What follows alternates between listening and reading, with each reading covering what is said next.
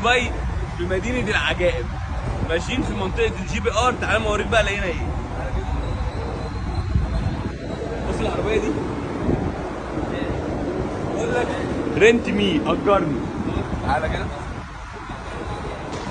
صور من جوه. بص دي عربية كونفرت بكام؟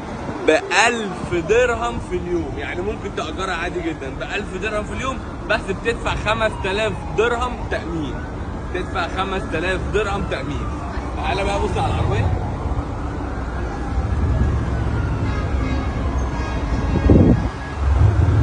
يعني انت هذا من جوه. تعالى اوريك العربية من جوه.